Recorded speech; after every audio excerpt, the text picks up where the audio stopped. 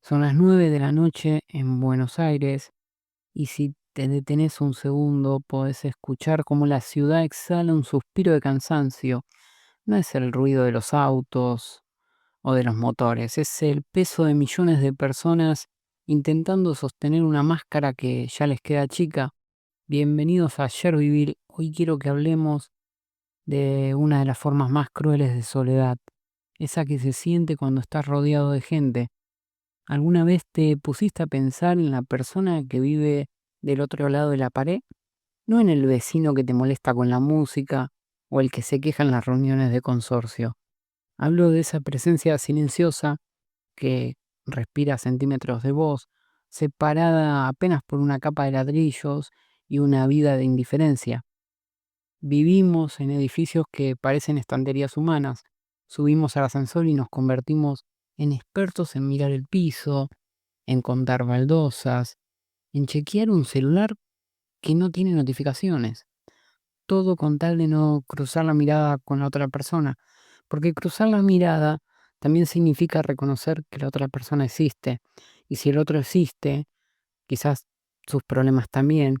Y ya tenemos suficiente con nuestros problemas. Hoy les traigo la historia de Julián. Julián es un tipo como vos, como yo, un hombre de 30 y pico de años, que vive en Caballito, Buenos Aires, y que trabaja en una oficina de esas donde el aire acondicionado siempre está demasiado frío y la humanidad demasiado lejos. Julián llegó a ese punto que muchos conocemos, pero pocos nos atrevemos a nombrar. Es la saturación de identidad. Ese momento donde sentís que sos un personaje de una publicidad de seguros que ya nadie quiere comprar. Pero lo que le pasó a Julián un martes de lluvia no está en ningún guión. Esa noche vamos a meternos en el octavo A de un edificio cualquiera. Vamos a sentir el olor a café quemado, el frío de las baldosas del pasillo y el peso de una pregunta que Julián se animó a pasar por debajo de una puerta en un pedazo de factura de luz.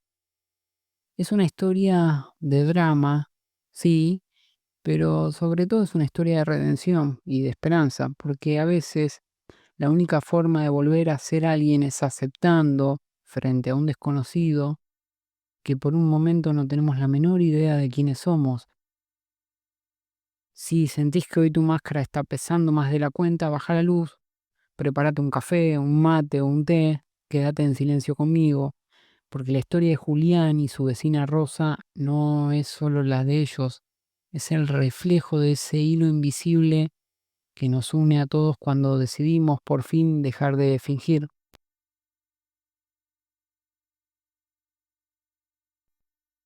El correo que vamos a contar hoy es de Julián, nos lo envió él, tiene 32 años y vive en Caballito, en el microcentro de la ciudad de Buenos Aires.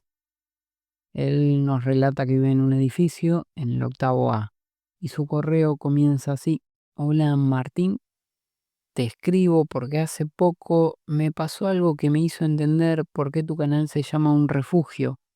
Vivo en Caballito, en uno de esos edificios de Buenos Aires que parecen colmenas de cemento. Acá los balcones están tan pegados que podrías darle la mano al vecino, pero la realidad es que a veces pasan años sin que sepas si el que vive al lado prefiere el café o el té, o si está vivo o está muerto. Mi nombre es Julián, tengo 32 años y como tantos otros, soy un engranaje más en esta maquinaria del microcentro. Trabajo en una agencia de seguros, rodeada de expedientes de gente que tuvo mala suerte.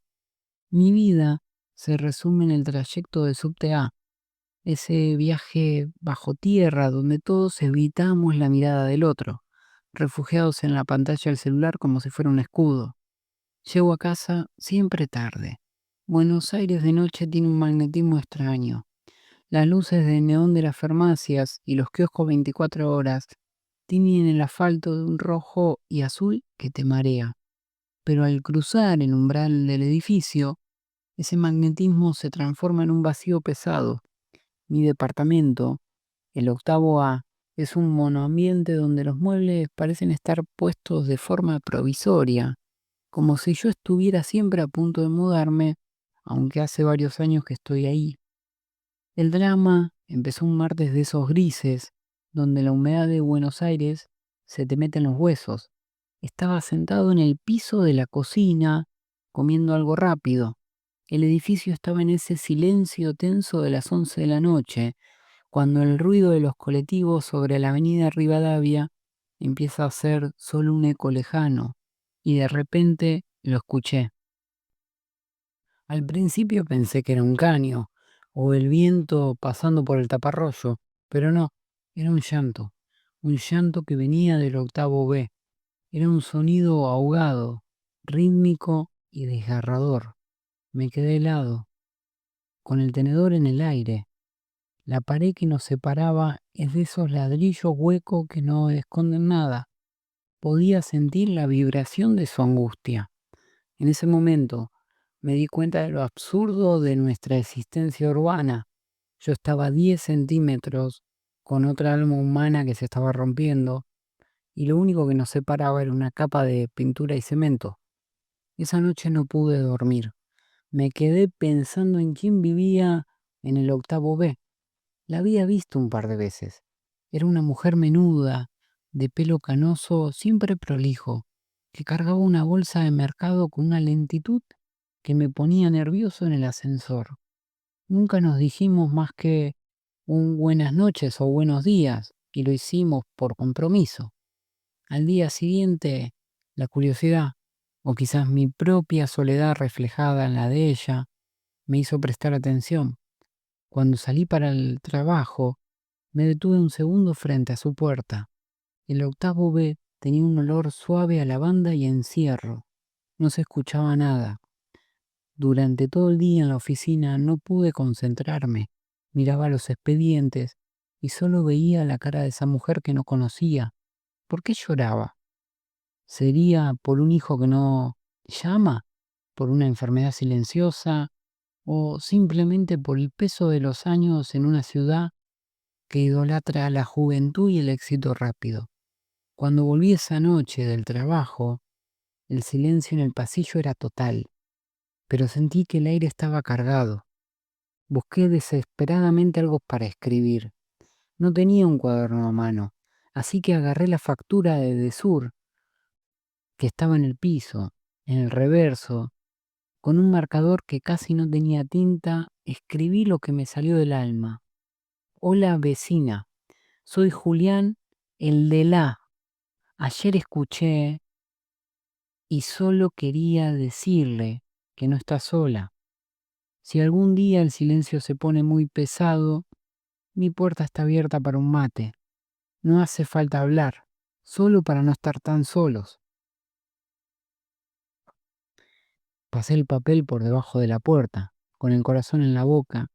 Sentí que estaba rompiendo la regla de oro de Buenos Aires. No te metas en la vida de los demás. 2 días pasaron. El jueves, cuando volví, encontré un sobre blanco debajo de mi puerta.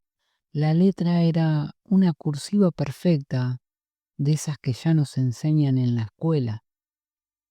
Julián, decía la nota, mi nombre es Rosa.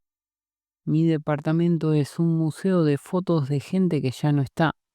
Mi marido se fue hace 5 años y mis hijos están en España, viviendo vidas que yo ya no entiendo.